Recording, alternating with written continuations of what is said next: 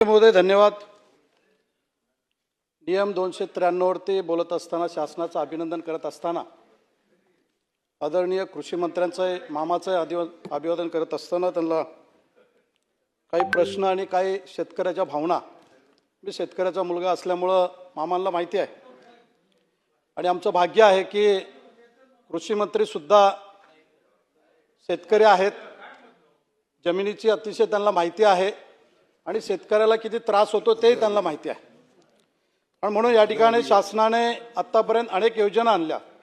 छत्रपती शिवाजी महाराज शेतकरी सन्मान योजना असेल, महात्मा ज्योतिबा फुले शेतकरी योजना असेल, पुण्यश्लोक अहिल्याबाई देवी होळकर शेतकरी कर्जमुक्ती योजना आहे, शेतकऱ्याला प्रोत्साहन देणं ही योजना आहे आणि महाराष्ट्राचे मुख्यमंत्री एकनाथ शिंदे साहेब असताना नमो शेतकरी सन्मान निधी योजना आणलेली होती।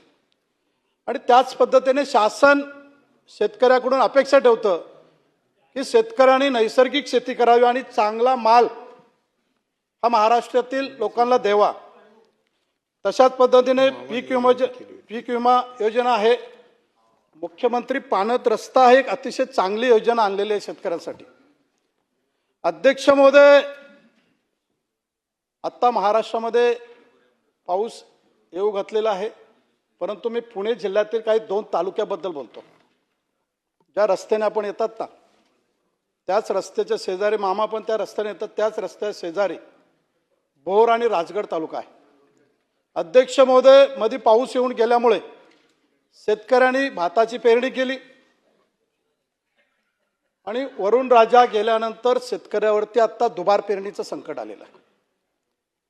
अध्यक्ष महोदय, तुमच्या माध्यमातून मी कृषी मंत्र्यांना विनंती करेल की कृषी मंत्री महोदय, मी जे भावना मांडतोय एक शेतकऱ्याचं पोरगा म्हणून मांडतोय। मंत्री महोदय, मामा, मला माहिती आहे की तुमचे सचिव तुमचं ऐकत नाहीत, सचिव तुम्हाला घाबरत नाहीत।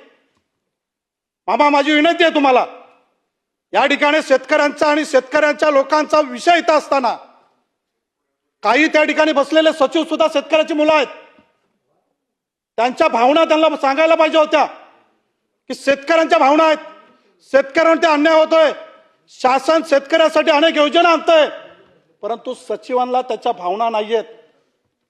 मंत्री महोदय, आपल्याला विनंती करतो, फक्त 1 तासासाठी मला तिथे बसवा।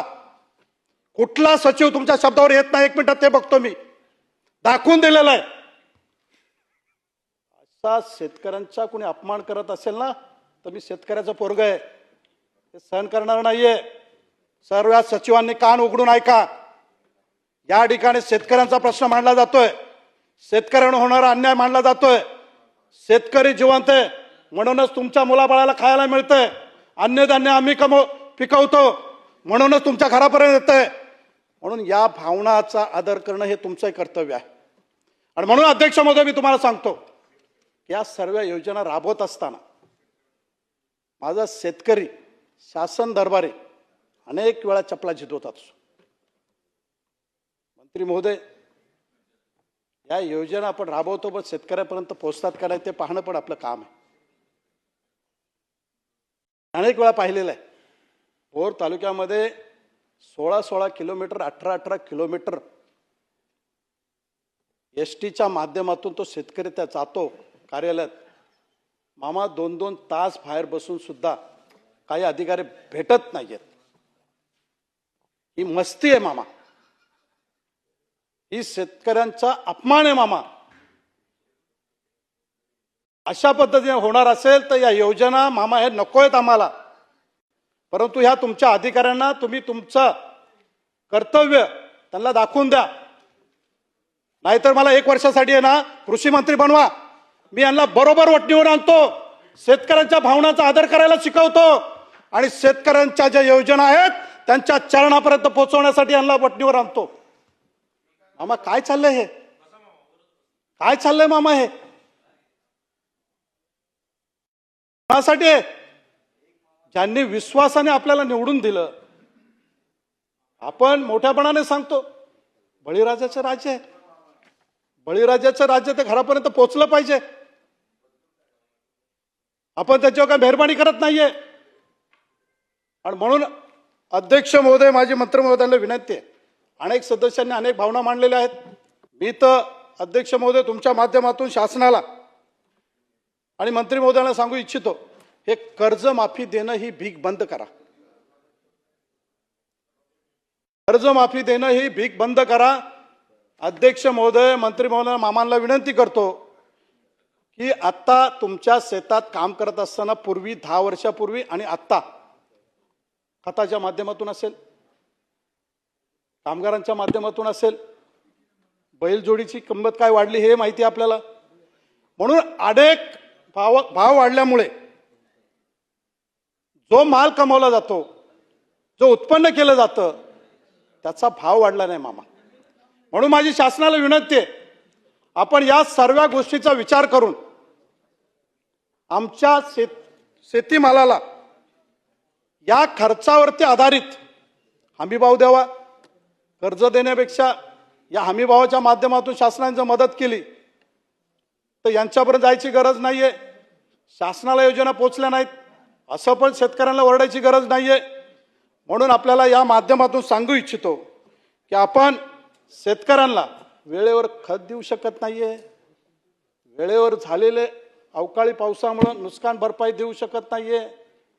आता माझ्या तालुक्यामध्ये दुबार पेरणी आहे, कुणीही सर्वे करायला येत नाहीये. आणि म्हणून या ठिकाणी शेतीमालाचा होणारा खर्च याच्यावर आधारित शेतीमालाला हमीभाव देण्यात यावा. आणि एकच मागणी करतो की मामा, भोर वेल्ल्याचा आता राजगड तालुका झालेला आहे. भोर आणि राजगड या तालुक्यामध्ये शेतकऱ्यांना शेतीबरोबर आपण जर प्रोत्साहन दिलं, शासनाने जर प्रोत्साहन दिलं, तर जोड व्यवसाय तयार होऊ शकतो. तो आहे बांबू शेती. मामा, मोठ्या प्रमाणामध्ये राजगड या तालुक्यामध्ये बांबूचं उत्पन्न होतं. तुमच्या गावापर्यंत, खाली सोलापूरपर्यंत, मंगळवेढ्यापर्यंत हे संपूर्ण मार्केटमध्ये घेऊन जात असतात. आणि मी मुख्यमंत्र्यांचा आणि शासनाचा आभार मानतो की आमच्या शेतकऱ्यांना येण्या जाण्यासाठी जे रस्ते बनवले, बांधणवाट दिली, त्याबद्दल शासनाचा आभार मानतो की शेतात असलेला माल हा मार्केटपर्यंत बाजारामध्ये नेण्यासाठी हे चांगले रस्ते बनवून दिले. आणि म्हणून या ठिकाणी जर आपण असा जोड व्यवसाय दिलात तर शेतकऱ्यांना जे इतर जमिनीमध्ये भातशेती असेल, आमच्याकडे ऊस कमी आहे, परंतु इतर जे धान्य आहे याच्यामध्ये जे नुकसान होतं, त्या अशा जोड व्यवसायामधून शेतकऱ्याला मदत होईल एवढीच अपेक्षा या ठिकाणी करतो.